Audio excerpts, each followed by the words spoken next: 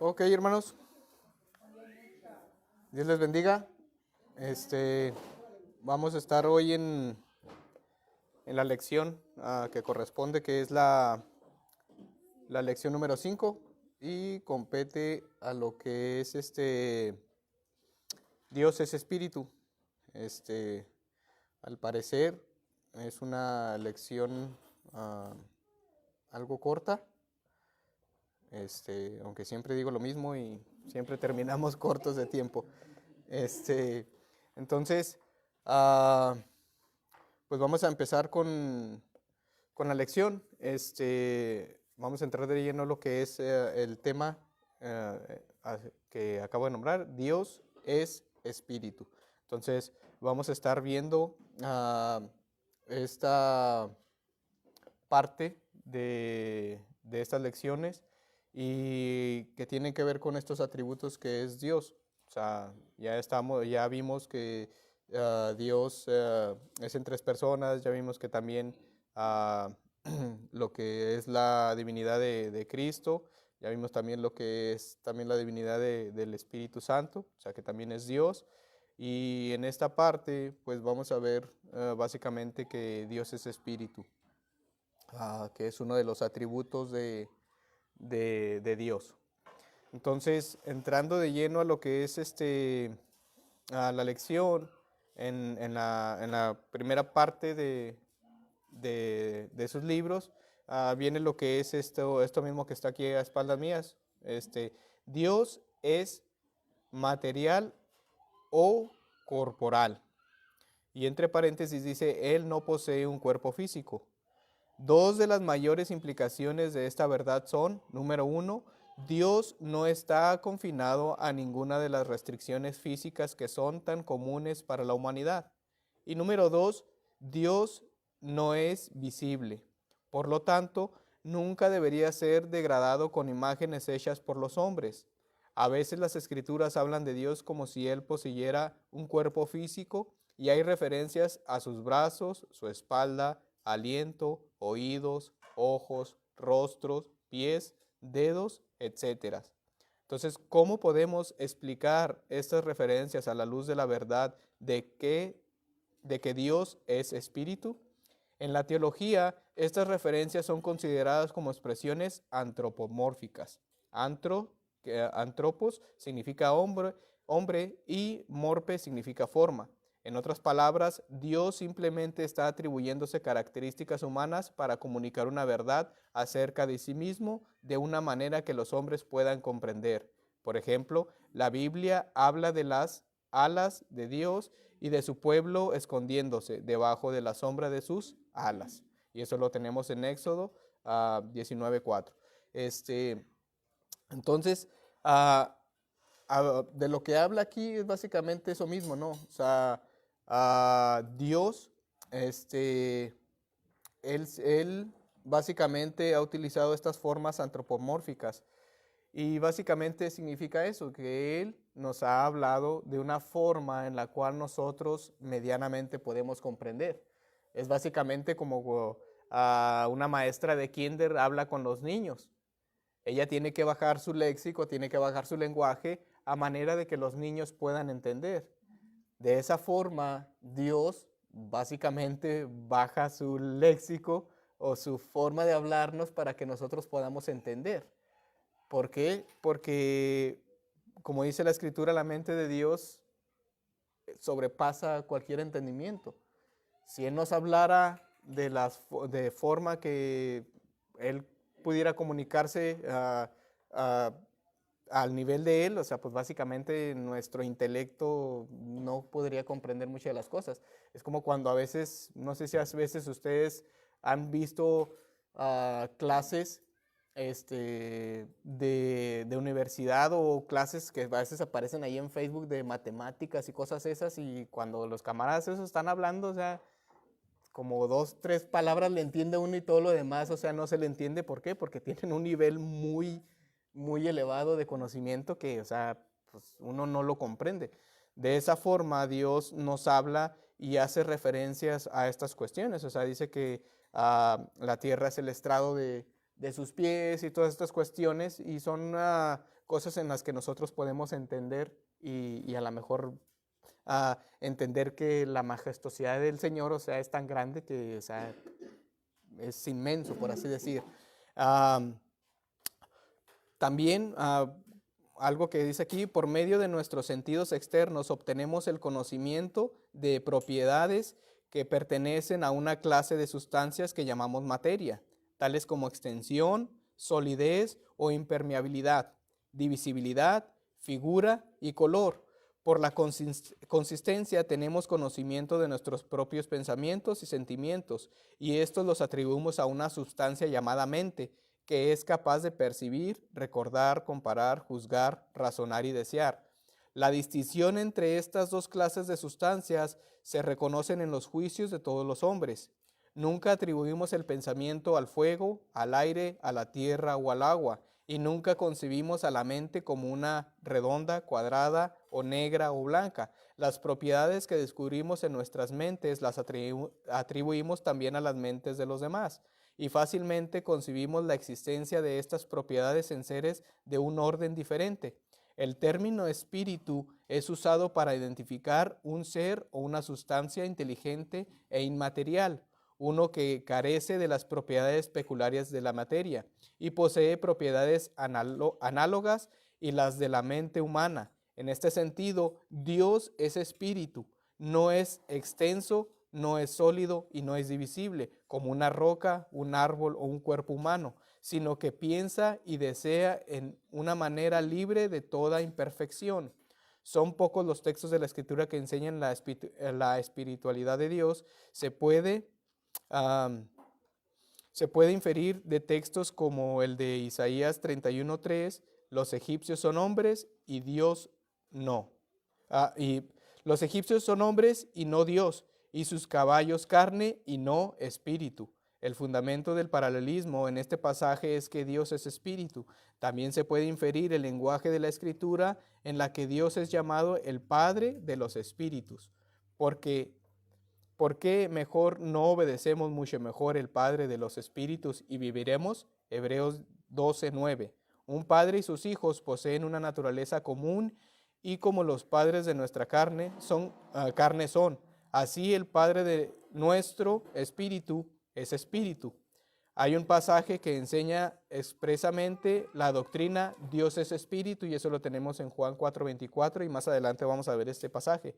Y este debería ser suficiente para probarla si no fuera enseñada en otro lugar. No es una objeción de la doctrina de la espiritualidad de Dios que se le atribuyan partes del cuerpo como manos, pies y ojos. Estas son manifestaciones meras adaptaciones del lenguaje porque no tenemos palabras adecuadas para expresar las operaciones de la mente divina. Si fuera admisible hablar de los ojos de Dios, porque Él no tiene órganos materiales de visión como nosotros, también sería inadmisible hablar de la visión de Dios, porque Él no ve por medio de la luz natural como nosotros, o hablar de los pensamientos de Dios, porque sus pensamientos no son como los nuestros. Entonces, es lo mismo que hacía referencia a lo que a la introducción que trae nuestro libro, y es eso mismo. O sea, Dios básicamente lo llena todo. O sea, decir que Él está observando, o sea, como lo hacemos nosotros, pues sería también inconcebible. O sea, es algo que escapa de nuestra mente, o sea, cómo Dios lo llena todo y cómo concibe Dios el observarnos, porque Él nos observa en todos lugares y nos observa a todos, él cuida a todos. De hecho, es inconcebible siquiera pensar que dice la Escritura que Él cuida a los pájaros, Él los alimenta. ¿Cuántos pájaros hay? ¿Cuántas aves? ¿Sí me entienden? Entonces, ¿cómo Él ordena todo eso? ¿Cómo Él sostiene el universo? ¿Cuántos planetas hay? ¿Cuántas estrellas hay? Y Él dice que Él cuida y Él mantiene todo en orden. Entonces, eso escapa de nuestras mentes, de nuestra lógica, y aún más de aquellos que son genios en ese sentido, ¿no? Que desarrollan todas esas ecuaciones y todas estas cosas que dan explicaciones a la gravedad y cómo se forman los planetas y esas cuestiones. Y aún ellos están atorados actualmente. De hecho, la física está estancada porque no encuentran en sí de cómo surgió el universo. Entendemos que eso viene del Big Bang y de todas esas cuestiones, pero son meramente teorías. O sea, todavía no hay algo en lo cual puedan explicar. De hecho, tampoco pueden explicar cómo los átomos se mantienen unidos, porque eso es imposible. O sea, es la fuerza que para separarse que es ilógico en la manera en que los átomos están unidos. Entonces, hay cuestiones que no podemos explicar que Dios lo sabe todo. Entonces, entrando de lleno a este tema de Dios es espíritu, el primer punto nos dice esto: ¿cómo describen las escrituras a Dios en Juan 4:24? Y es el texto que nos decía que era clave para esto. Entonces, Juan 4:24 nos dice: Dios es espíritu y los que le adoran en espíritu y en verdad es necesario que le adoren. Entonces, tenemos esta primera pregunta. Entonces, ¿cómo describen las escrituras a Dios en Juan 4:24? Y la A nos dice que Dios es ¿qué? Espíritu. Y en el B nos dice, con base a la explicación dada en el párrafo introductorio, escribe una breve resumen del significado de la declaración: Dios es espíritu. Entonces, quisiera escuchar los argumentos, o sea, en base a esta explicación de Juan 4:24, o sea, ¿cómo es su significado? O sea, para ustedes, ¿cómo resumirían esta declaración de que Dios es espíritu? ¿Qué es lo que anotaron cada uno en esta respuesta? Vaya. ¿Cómo describirían ustedes a Dios como espíritu?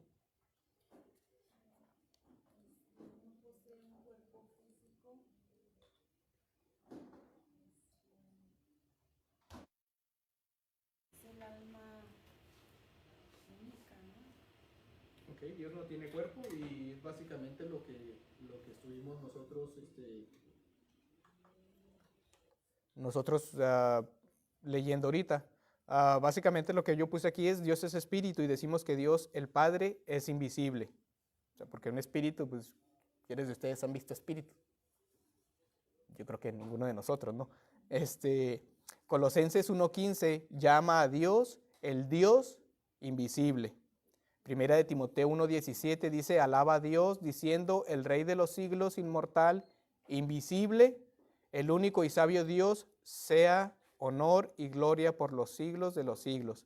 Y lo que decía nuestra hermana, o sea, Dios no está limitado a un cuerpo físico. Anterior.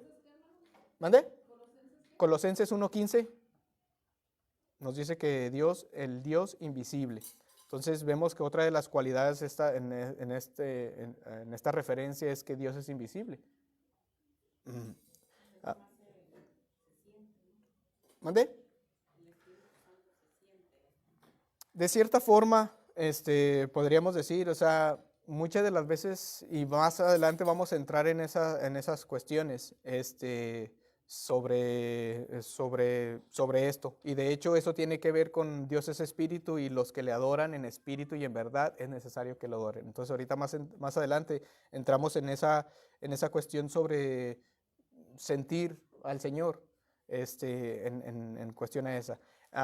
En el punto número 1 viene una nota y dice que la referencia a la adoración a Dios en espíritu tiene dos significados. Y el número 1 dice que debemos adorar a Dios con todo nuestro ser, sincera y profundamente. Número 2 dice que debemos adorar a Dios en el poder y bajo la dirección del Espíritu Santo. Y la referencia a la adoración a Dios en verdad también tiene dos significados posibles. Y el uno dice que debemos adorar a Dios verazmente, sinceramente y con integridad. Y número 2 dice que debemos adorar a Dios conforme a la verdad, es decir, conforme a su voluntad revelada en las Escrituras. Y esto es muy importante, o sea, debemos adorar a Dios conforme a la verdad, es decir, conforme a la voluntad revelada en las Escrituras. Porque muchas de las veces queremos nosotros adorar a Dios pues con lo que yo pienso que es la verdad. Y básicamente cada uno de nosotros tiene una verdad muy diferente, si lo podemos decir así. O sea, yo tengo mi verdad, la hermana Ramona tiene su verdad, la hermana Ana tiene su verdad, entonces cada uno de nosotros tiene una verdad y eso es bastante peligroso, porque puede ser que a lo mejor de las verdades que nosotros tenemos, a lo mejor no es la verdad que viene revelada en las Escrituras. Entonces, tenemos que ser muy precavidos en esa cuestión de cómo nosotros venimos al Señor y cómo nosotros adoramos al Señor. Entonces, vamos a entrar a lo que es el punto número 2 y dice, ¿cómo deberíamos vivir a la luz de la verdad de que Dios es espíritu? Y luego dice, escribe tus pensamientos acerca de las siguientes verdades basándote en los versículos correspondientes. Entonces, otra vez tenemos en el inciso A, este versículo A, o este inciso A que dice, debemos adorar a Dios sinceramente. Y lo dice Juan 4:24. Entonces, conforme a esto, o sea, cómo deberíamos de vivir o cómo deberíamos de adorar a Dios sinceramente, conforme a Juan 4:24, que nos dice que Dios es espíritu y los que le adoran en espíritu y en verdad es necesario que le adoren. Entonces, ¿cómo responderían ustedes conforme a eso? Yo le puse, la adoración a Dios debe venir del corazón, debe ser sincera, motivada por nuestro amor a Él y con gratitud por todo lo que hace por nosotros. Ok, muy bien. Entonces, Bueno, ¿verdad? Está hablando del Espíritu de Dios con I minúscula. Si se fija ahí en Mateo, es con I minúscula, se está refiriendo también al mismo Espíritu que tenemos nosotros como seres humanos, que Él puso entre nosotros. ¿Verdad? Entonces, ahí estamos, si ustedes buscan la Biblia, así está. ¿Verdad? Con usted está hablando Dios es y Espíritu es con E minúscula. ¿Verdad? Donde se está refiriendo a nosotros como seres humanos también, o sea, el espíritu de Él, ahí está como lo tenemos nosotros. Entonces yo aquí lo que le puse, dice, con el espíritu que tenemos como seres humanos, debemos de agradecerle cada día a Dios por sus bendiciones. ¿Por qué le aclaro esto? Porque yo tengo la Biblia de los testigos de Jehová. Y yo viendo todos estos versículos, en la Biblia de los testigos de Jehová sí dice, Dios es espíritu con E mayúscula. Y luego está hablando, y cuando está hablando refiriéndose al espíritu de nosotros como seres humanos, también lo pone como mayúscula. Y es una Biblia que de veras, como dicen, es una secta. Esa. Y es una Biblia donde le falta tanto el respeto a Dios, ¿verdad? Que sí tenemos que tener cuidado hablando de espíritus, ¿verdad? Hablando cómo se escriben en la Biblia. Porque cuando en los del espíritu, casi la mayoría se está refiriendo más al diablo que al mismo Espíritu Santo. Porque si nosotros leemos Juan 3:16 o cualquiera donde diga Espíritu Santo juntos, en esa Biblia están los dos marcados en minúscula. Pero si habla del diablo, el diablo sí viene con mayúscula. Estoy hablando de la Biblia de los testigos de Jehová. Entonces sí tenemos que tener nosotros ese discernimiento, como dice usted, que cada uno de nosotros debemos de adorar a Dios con nuestro ser, con nuestro espíritu. Y de ahí ese espíritu nos va a dar testimonio de que te adoramos es el verdadero Dios. Y como digo, yo tengo esta Biblia de los testigos de Jehová y sí comparo muchos versículos de la Biblia por lo mismo, ¿verdad? Porque, pues, como dice, no nos agarren desapercibidos y sí tenemos que tener eso. Y yo en la Biblia de Jorge también la investigué y está igual, ¿verdad? Entonces, sí, como dije, la Biblia de Jehová da mucha oración más al diablo que al mismo Dios. Se está refiriendo, sí, eso es lo que se refiere, dice, y la fuerza activa de Dios. Se le dice el Espíritu Santo, ¿verdad? Pero ahí se pone con mayúscula, porque para ellos es otro Dios. Están refiriendo a otro Dios, y no es que nosotros estamos hablando. En el capítulo, en el verso 24, nos dice claramente que Dios es espíritu y los que le adoren en espíritu, ahí está el espíritu chico, los que le adoren en otros, los que le adoren en espíritu y en verdad, dice, es necesario que le adoren. sí. Y en mi Biblia está en espíritu, en minúscula, igual que en la de los testigos de Jehová, en esta que traigo yo aquí. Sí, o sea, la primera espíritu viene con mayúsculas. Dios es espíritu y se está refiriendo hacia Dios es espíritu, o sea, Dios. Y el otro en espíritu y verdad, ese ya viene en minúsculas porque se está refiriendo, como dice la hermana, a nuestro espíritu, o sea, se está refiriendo a nosotros. Y básicamente es como viene aquí, o sea, al ofrecer homenaje a Dios no es suficiente venir ante Él de rodillas o un cuerpo inclinado, sino que nuestras mentes, nuestra naturaleza espiritual debe rendir homenaje o será inaceptable hacia Él. Y es ahí donde viene esto mismo que hablaba la hermana, ¿no? La hermana Ramona. Muchas de las veces somos tan legalistas en ese sentido, ¿no? Que ciertas iglesias, no, es que levanta las manos, porque si no levantas, o sea, ¿dónde dice la escritura que yo tengo que levantar las manos? No, es que si no levantas las manos no sientes la presencia del Señor. Es que si no aplaudes, no, es que no te estás gozando. Y todas estas cuestiones, ¿sí me explico? Por ejemplo, está esta canción de que si levanto mis manos y que mis problemas se van y bueno, ¿y qué pasa con las personas que no tienen manos? Y a lo mejor es un ejemplo muy así, muy absurdo, ¿no? O sea, pero hay personas que no tienen manos, ¿qué pasa con ellos? Entonces ellos no se les van los problemas porque no pueden levantar las manos. No, o sea, básicamente el mismo texto nos dice que Dios es espíritu y que es necesario que le adoremos con espíritu y en verdad. ¿Sí me explico? Muchas de las veces hay veces que no tenemos tiempo de orar y a veces que vamos orando en el camino. Pero hay personas que dicen, no, es que tienes tú que tener a fuerzas tu lugar. Y sí, es bueno tener nuestro lugar de oración, o sea, es bueno tener nuestro, no sé, nuestra esquina, nuestro cuarto. Hay personas que a lo mejor hasta oran en el ropero, en el ese que tienen ahí, ¿no? Grande. O sea, hay muchas diferentes formas y a lo mejor es una buena disciplina tener nuestro lugar y nuestro horario de orar. Pero muchas de las veces no se puede. Por complicaciones X o Y no se puede. Y no es malo que venga yo en el camino y venga yo orando. O sea, no es malo. Estoy a veces trabajando y a veces uno se acuerda por una petición o llega una petición de un hermano que a veces envía por teléfono y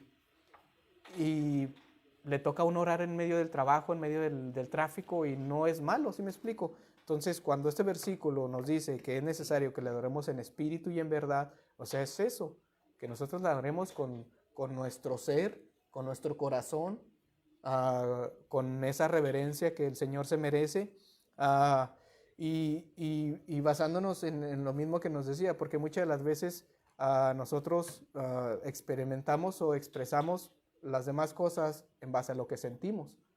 Hay veces que yo he estado en congregaciones, no, se sintió muy bonita la presencia del Señor porque el canto o estas cuestiones o basamos el servicio a una experiencia que yo pude haber tenido. Muchas de las veces cuando estamos en problemas, y seamos sinceros, muchas de las veces no sentimos la presencia del Señor en medio de los problemas cuando estamos, pero tupidos de problemas. Y eso no significa que no esté el Señor ahí. Exactamente, porque Él le ha prometido estar con nosotros hasta el fin del mundo. Y aunque yo no sienta al Señor, aunque yo no tenga esa experiencia en el servicio, no significa que no estuvo la presencia del Señor. El Señor siempre está, porque Él lo llena todo. Su Espíritu está conmigo, aunque yo no lo sienta, pero ahí está. Y eso debería de ser algo de confort para mí, porque aunque en medio de ese problema yo no lo sienta, yo sé que Él está ahí, porque Él lo ha prometido. Dígame, hermana. Yo tengo un ejemplo de eso de la oración, ¿verdad? Que no tiene que ser así en un cuarto y eso.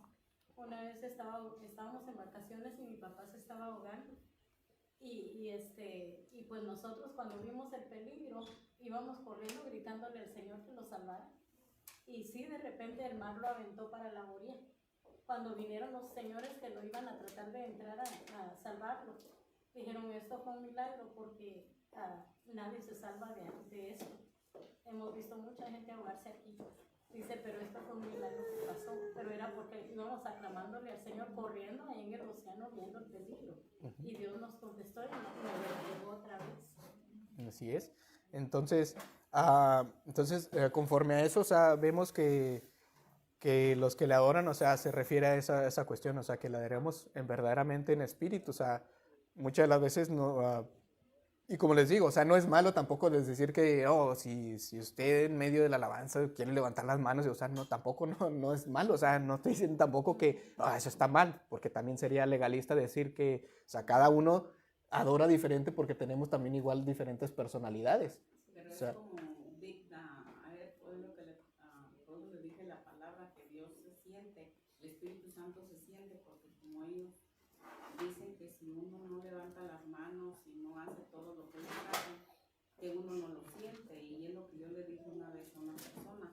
Le dije, no porque uno no haga todo lo que ustedes hacen, no quiere decir que no. Le dije, el Espíritu Santo, le dije, mora en mí, está en mí, le dije yo, pero yo puedo sentir su presencia, Él está conmigo. Le digo, Él no está ahorita y se va y me deja sola.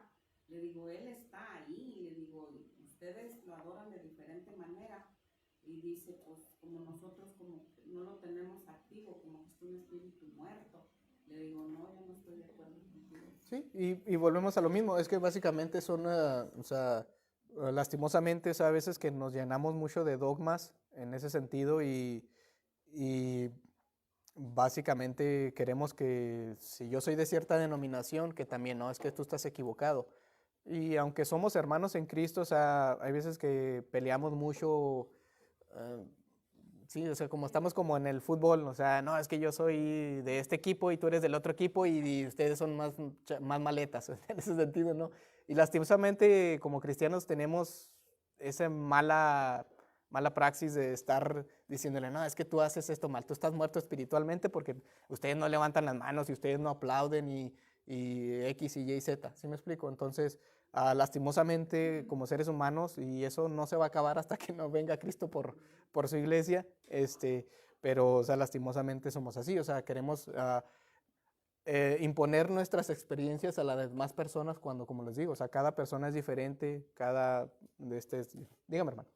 Completando lo que dice la hermana Ana, también a mí me ha pasado varias cosas de cuando voy a los campamentos con mis hijos de los árabes, la mayoría de los líderes, ellos se expresan y se explican que ellos no tienen un lugar específico. Dice que ellos, cuando les llega la presencia de Dios, uno de los hermanos dio un testimonio que dijo que a él ya había llegado cortando la yarda de su casa.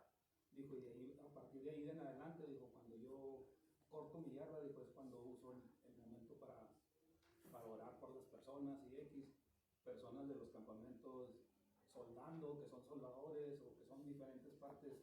Yo pienso que Dios te utiliza en las partes mejor, donde tú tienes que orar las cosas, porque por ejemplo como a mí, yo siento que cuando a mí me toca la presencia es cuando yo estoy en mi trabajo arriba de la torre. No tengo nadie que me hable, nadie que me estoy completamente solo y empieza hasta se me pone la piel chinita y en ese momento pienso yo, es momento de orar, ahí, y ahí oro y prácticamente yo tengo que estar concentrado en mi trabajo porque cualquier cosita que yo haga, mis manos se me van a quebrar, se van a hacer algo y gracias a Dios ese es el momento que yo utilizo para hacer la oración y el trabajo luego como si nada pasara. Termina y una hora y media, termino y vuelvo otra vez a lo mismo. Entonces yo pienso que no tiene que tener uno un lugar específico. Sí. Uno siente la necesidad de orar lavando trastes, manejando, en el trabajo, por todo lugar, ¿verdad? Y yo pienso que en todo lugar está Dios y en cualquier momento, entonces, pues así soy yo. Uh-huh. Sí, entonces ahí vemos esa cuestión de que, o sea, entendemos eso, o sea, Dios es invisible, Dios es espíritu y Dios lo llena todo. Entonces, como dice aquí, o sea, los que le adoran al Señor, o sea, dice que es necesario que le adoren en espíritu y en verdad. Entonces, muy buenos comentarios. Entonces, pasando al siguiente punto, del punto número 2 en el B, dice, debemos evitar asociar a Dios con un edificio religioso o atribuir a Dios alguna necesidad o limitación humana. Y eso lo tenemos en Hechos 17, Hechos capítulo 17, versículo 24 y 25. Y la palabra del Señor dice, el Dios que hizo el mundo y todas las cosas que en él hay, siendo Señor del cielo y de la tierra, no habita en templos hechos por manos humanas, ni es honrado por manos de hombres como si necesitase de algo, pues Él es quien da a todos vida y aliento y todas las cosas. Entonces, tenemos eso mismo, ¿no? Muchas de las veces pensamos que Dios, o sea, está limitado a un lugar. Muchas de las veces pensamos que el edificio es como algo súper sagrado, que lo es. ¿Por qué? Porque venimos nosotros a adorar, venimos a glorificar a Dios en este lugar. Pero muchos le atribuyen un poder súper cósmico que, o sea, es como si fuera el lugar santísimo que Él designó, que estamos hablando de en aquel tiempo, cuando el Señor estaba en el tabernáculo, cuando la presencia misma del Señor descendía a ese tabernáculo. Pero ¿qué es lo que pasaba en ese lugar?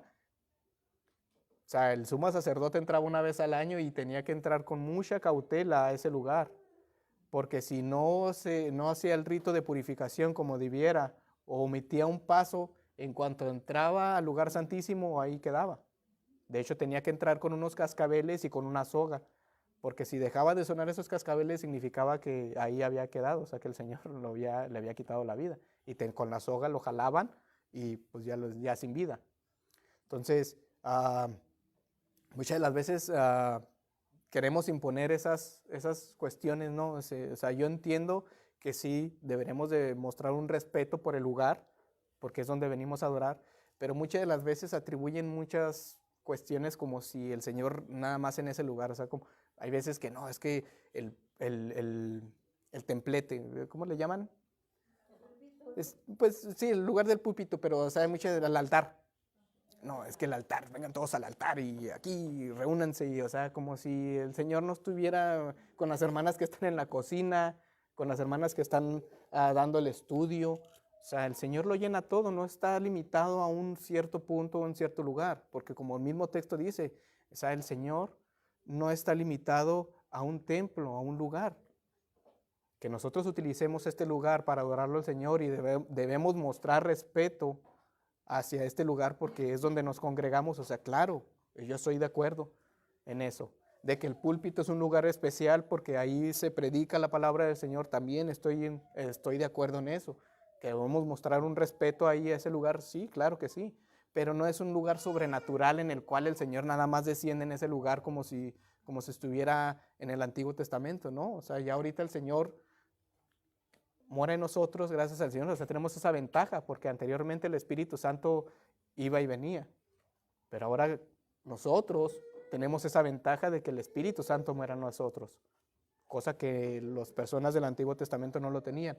Y a lo mejor ya me estoy yendo más para otro lugar, pero entonces tenemos que tener eso en mente, que el Señor no está confinado, no está limitado en un solo lugar. Y más que nada, eso mismo que nos dice aquí, que el Señor no tiene de ninguna necesidad.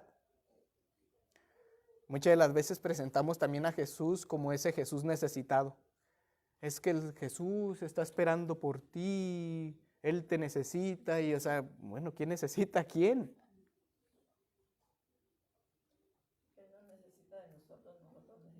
Exactamente, o sea, que el Señor se haya dignado a concedernos ser parte de la obra de Él, o sea, en este caso de repartir el Evangelio, de proclamar su palabra, o sea, es algo que nos vuela la mente, ¿sí me explico? O sea, porque básicamente el Señor no nos necesita. Si Él nos desea erradicarnos, o sea, Él nos erradica a esos otros seres humanos perfectos y que le adoren y se acabó. Pero debemos de estar agradecidos en ese sentido porque el Señor, a pesar de que nosotros somos pecadores, Él se ha dignado a darnos un Salvador, y no solamente un Salvador, a su mismo Hijo, por salvación a nosotros. Entonces deberíamos, como dice, estar agradecidos y, como dice la Escritura, adorarles en espíritu y en verdad, porque Él se ha dignado a redimir enemigos de Él. Porque es lo que dice la Escritura, que nosotros éramos enemigos del Señor. Cada uno de nosotros.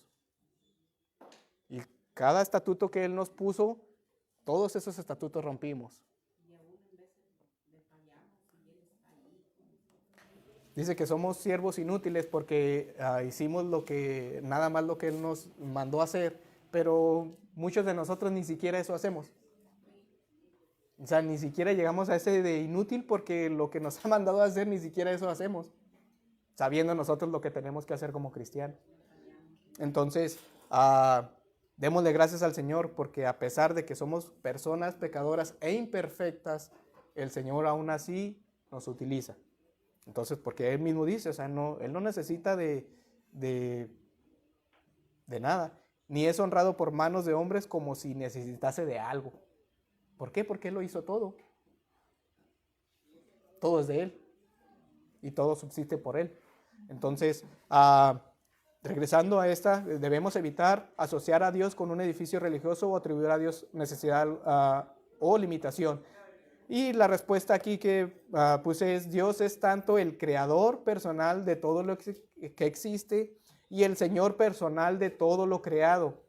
Es absurdo, por lo tanto, suponer que aquel que lo hizo todo y que todo lo supervisa viva en santuarios construidos por seres humanos. Porque Él lo llena todo, Él está en todo lugar. Ahí donde pensemos que nosotros no nos ve el Señor, ahí está. Y dice que el Señor, que si aunque nos fuéramos allá hasta los confines de las estrellas, dice que de allá nos va a bajar, de allá. ¿Por qué? Porque Él lo llena todo. Entonces, es absurdo suponer y atribuirle cosas super supremas a cosas inmateriales, que básicamente, es más, te lo voy a poner así, es como si estuviéramos poniendo a los santos aquí. Porque también ellos le atribuyen cuestiones sobrenaturales a estatuas. ¿Y quién las construyó?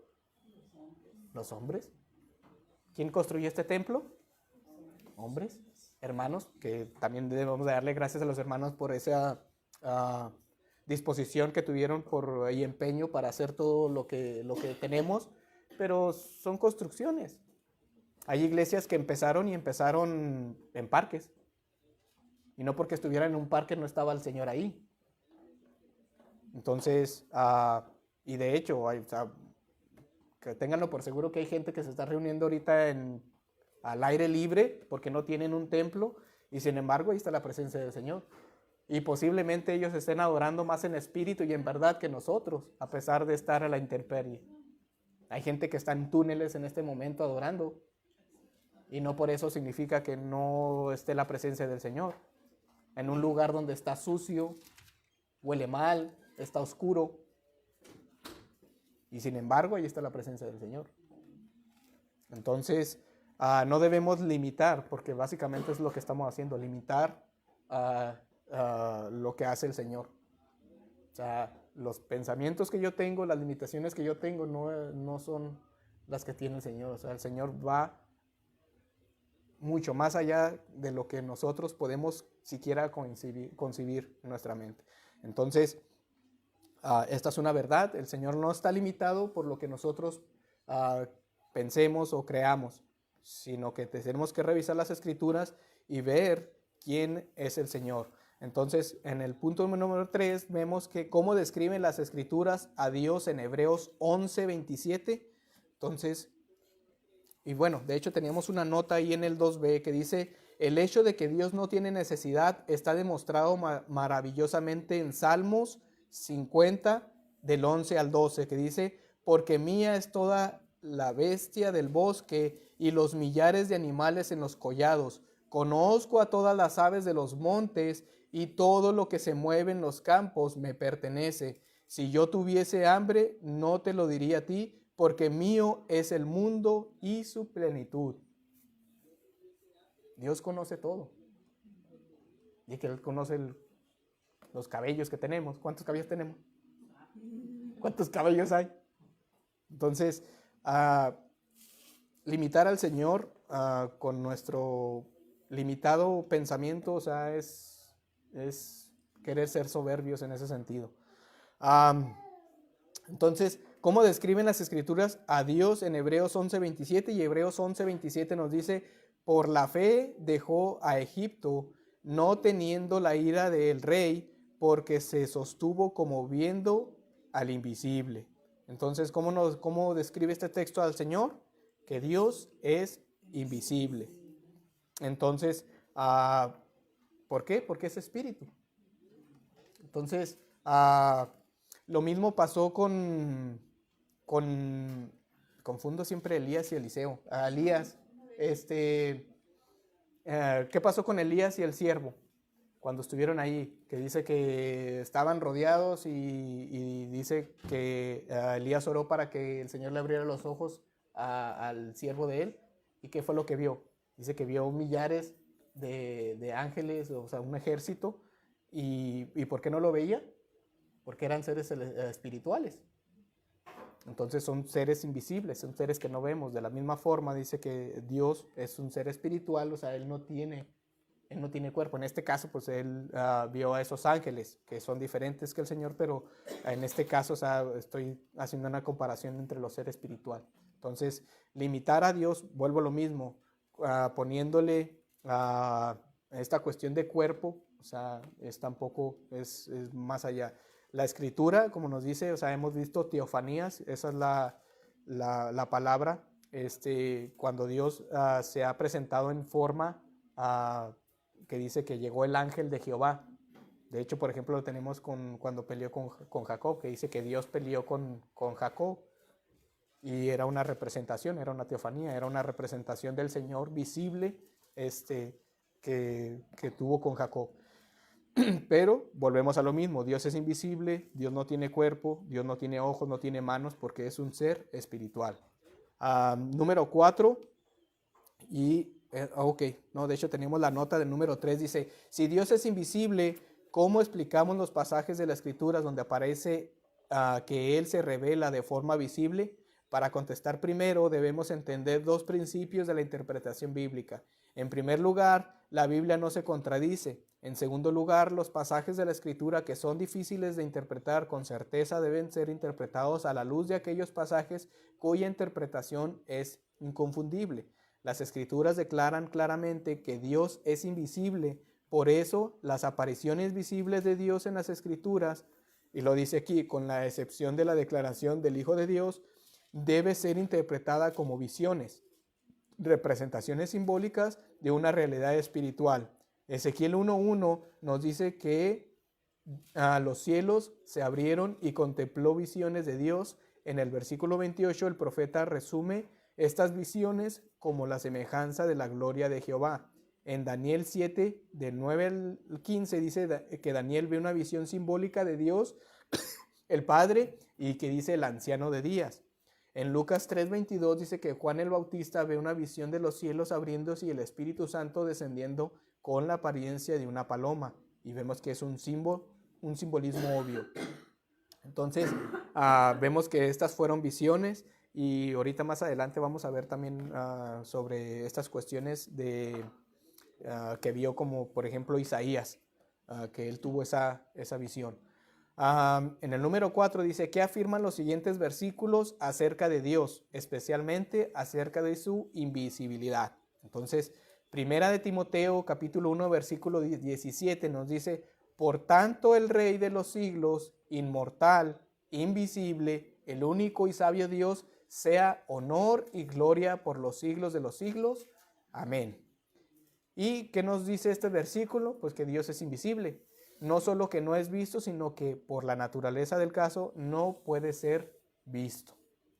Y de hecho tenemos también Juan 1:18 que dice, a Dios nadie le vio jamás, el unigénito Hijo que está en el seno del Padre, Él le ha dado a conocer. Entonces vimos que nadie ha visto a Dios jamás. Nadie. Y si nadie dice que, si la Biblia dice que nadie, es nadie. ¿Mande? Sí, pues, sí, de hecho Él es la representación física, pues si lo queremos poner así, de Dios, y más ahorita en el siguiente punto vamos a ver eso también. Primera de Timoteo capítulo 6, versículo del 15 al 16, tenemos, de hecho debí haberle avanzado aquí. ¿Sí o no? No, todavía estaba ahí. Sí, 1 Timoteo capítulo 6 del 15 al 16 nos dice, la cual a su tiempo mostrará el bienaventurado y solo soberano, Rey de reyes y Señor de señores, el único que tiene inmortalidad, que habita en la luz inaccesible, a quien ninguno de los hombres ha visto ni puede ver, el cual sea la honra y el imperio sempiterno. Amén. Entonces vemos que Dios es luz, a quien ningún hombre ha visto ni puede ver, una descripción de la naturaleza invisible de Dios y también la idea de que es incomprensible. O sea, porque básicamente, ahora tengamos cuidado cuando decimos que Dios es incomprensible, no es que no le podamos conocer. ¿Por qué? Porque el Señor se ha revelado a nosotros. De hecho, por ejemplo, aquí puse lo que es Romanos capítulo 16, versículo 33 al 36, que dice, oh profundidad de las riquezas de la sabiduría y de la ciencia de Dios, cuán insondables son sus juicios e inescrutables sus caminos, porque ¿quién entendió la mente del Señor? ¿O quién fue su consejero? ¿O quién le dio a él primero para que le fuese recompensado? Porque de él y por él y para él son todas las cosas, a él sea la gloria por los siglos de los siglos. Amén. Entonces, esto no significa lo mismo. O sea, nuestra mente está demasiado limitada a comparación de la sabiduría eterna del Señor. Nosotros tenemos que ir aprendiendo, o sea, desde chicos y aún de viejos no dejamos de aprender. Pero el Señor ya lo sabe todo. Él no nació, bueno, y aquí, Él ni siquiera nació, Él existía, Él ha existido por todos los tiempos. Él no aprende, Él no se mejora. ¿Por qué? Porque Él es Dios, Él ya es perfecto, siempre ha sido perfecto. Entonces, Él no necesita ir mejorándose ni nada de esto. Entonces, nosotros somos los que estamos limitados y tratar de comprenderlo es imposible. Pero sí le podemos conocer, como en este estudio estamos conociendo del Señor. ¿Y cómo podemos conocerle? Porque estamos viendo lo que Él ya reveló en su palabra. No lo reveló nadie más, no lo puso nadie más, sino que el Señor mismo se dio a conocer a través de la Escritura. Y ahorita vamos a ver, de hecho, vamos a avanzar. En el punto número 5 tenemos, según los siguientes textos, cómo deberíamos de vivir a la luz de la verdad de la invisibilidad de Dios. Deuteronomio, capítulo 4, versículo del 11 al 12 y del 15 al 16. Voy a leer primero del 11 al 12. Deuteronomio, capítulo 4, versículo del 11 al 12. Dice, y os acercasteis. Bueno, está medio complicada esa palabra. Y os acercasteis y os pusisteis el pie del monte, y el monte ardía en fuego hasta en medio de los cielos con tinieblas, nube y oscuridad. Y habló Jehová con vosotros de en medio del fuego, y oísteis la voz de sus palabras, mas a excepción de oír la voz, ninguna figura visteis. Versículo 15 al 16. Guardad pues mucho vuestras almas, pues ninguna figura visteis el día que Jehová habló con vosotros de en medio del fuego, para que no os corrompáis y hagáis para vosotros escultura, imagen de figura alguna, efigie de varón o de hembra. Y esto tenemos la razón de por cuál, bueno, una de las razones de las que el Señor no se muestra. Porque el ser humano es extremadamente idólatra. Y él va a adorar cualquier figura, cualquier cosa que le pongan, la va a adorar. De hecho, por eso dice que el Señor no se sabe dónde quedó esta serpiente de bronce, la que levantó Moisés cuando estuvieron las serpientes picando a estas personas, y el Señor les dijo, cualquiera que mire esta serpiente vivirá. Entonces, el arca del pacto tampoco se sabe dónde está, porque si las tuviéramos, créanme que toda la gente estuviera haciendo, y de hecho las hay iglesias que tienen ahí según su arca del pacto, y la tienen ahí puesta ahí en el altar, y tienen todas esas cuestiones. ¿Sí me explico? Entonces somos extremadamente idólatras hasta el punto que el Señor, o sea, ha guardado de no dejar rastro de estas cosas. Tanto así que no hay ninguna representación de Jesús. Hay iglesias que usan hasta la bandera de los judíos, ahí como para predicación en el púlpito. Sí, ¿por qué? Porque somos extremadamente idólatras. Tan fácil o sea, hay, por ejemplo, ¿cómo se le llaman a estas representaciones físicas nomás de la cara?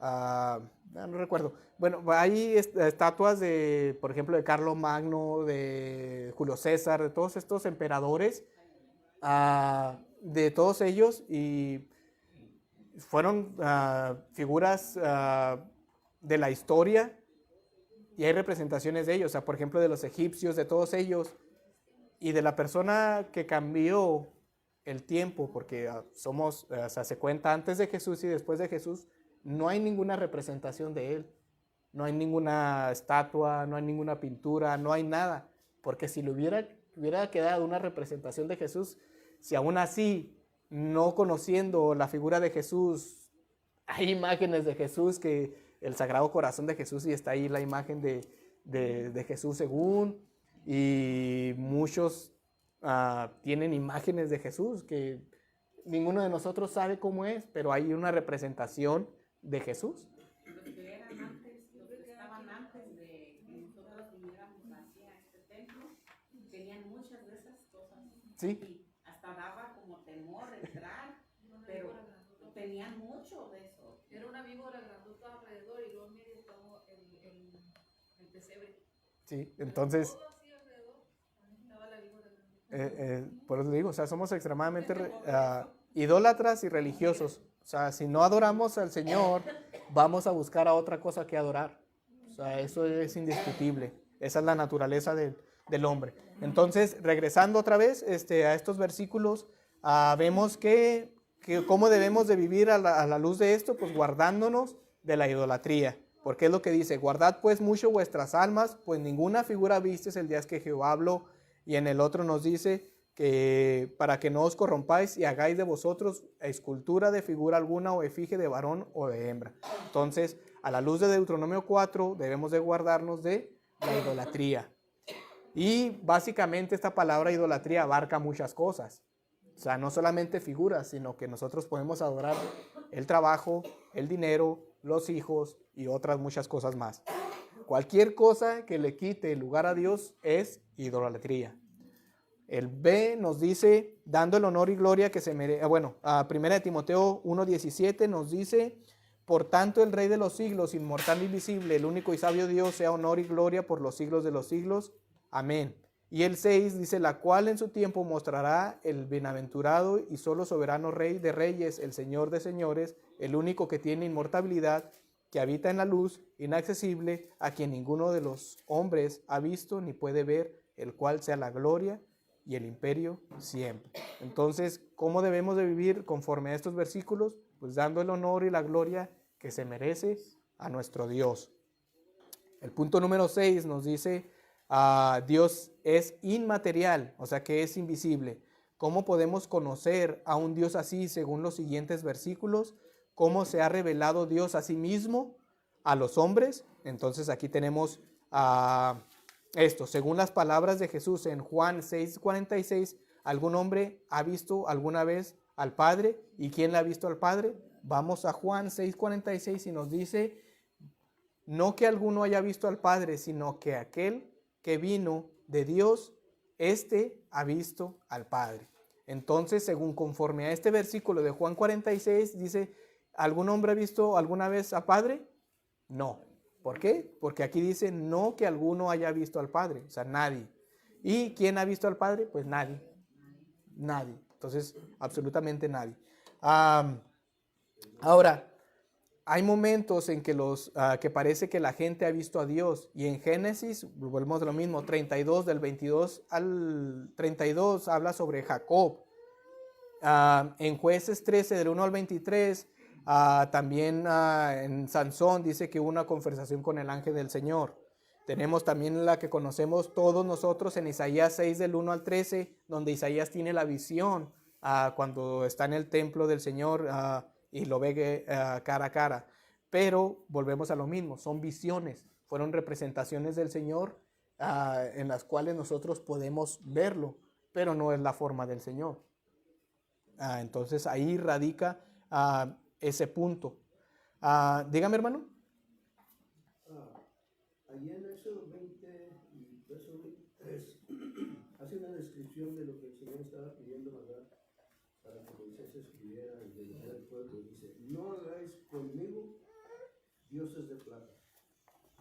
La palabra conmigo, de mí, para que la gente venga y piense que ahí estoy yo porque los hicieron. Dice, no hagáis conmigo dioses de plata ni dioses de oro, no los haráis, no los haréis. Solo que los altares que el Señor había permitido que se hicieran, inclusive Él describió y dijo, no los harás de piedra, los harás de tierra. Ahí nos dice, ¿verdad?, que las ofrendas que se iban a ofrecer en esos lugares iban a ser recibidas de parte de Dios. Ya cuando se cambió el modo, ¿verdad?, ya se hicieron altares de diferentes maneras. Así es. Y completando lo que dice nuestro hermano, o sea, una de las diferencias más grandes es que él ordenó hacer, por ejemplo, el templo donde cuando salieron de Egipto, él dio las especificaciones de cómo tenían que hacer. Cuando Salomón construyó el templo, el Señor dio las instrucciones de cómo tenían que hacer, qué tenía que llevar adentro, cómo tenía que ser, las medidas, la anchura, todas esas cuestiones, el Señor mismo las ordenó. No es que hayan sido de la imaginación, mira, yo lo voy a hacer así, así, así, como ahora se hace. Ahora, volviendo a la cuestión de cómo sabemos todas estas cosas y cómo podemos conocer del Señor, bueno, tenemos esta revelación, tenemos la máxima y la culminación que fue en Jesús. Si nadie nunca ha visto al Dios el Padre excepto el Hijo, ¿cómo el Padre se ha dado a conocer a los hombres? ¿Cómo podemos entender quién es Dios y quién puede explicarnos tales cosas? Bueno, conforme a Juan 1:18, a Dios nadie le vio jamás, el unigénico Hijo que está en el seno del Padre, Él le ha dado a conocer. Hebreos nos dice que habiendo hablado por muchas veces y en muchas maneras en otros tiempos a los padres por los profetas, en estos postreros días nos ha hablado por medio de ¿quién?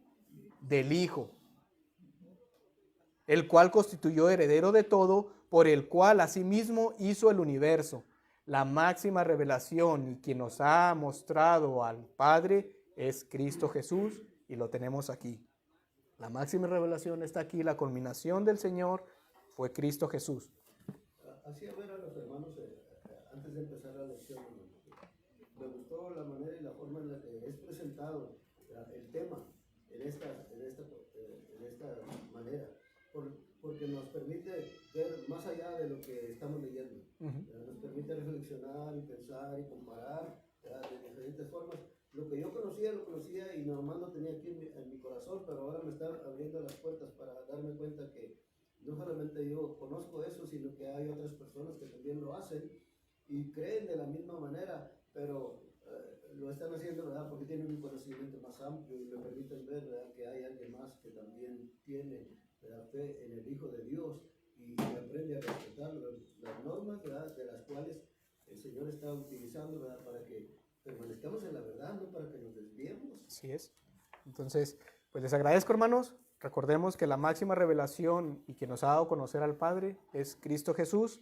Y como dice aquí en estos versículos, ¿por qué decimos eso? Porque en Colosenses 1:15 y Hebreos 1:3 nos dicen que de Jesús es la imagen de Dios. Y cuando nos habla de esa imagen, o sea, es Dios mismo en la tierra. Es lo que le iba a preguntar, hermano, porque ahí dice Primera de Colosenses, pero Colosenses es un libro.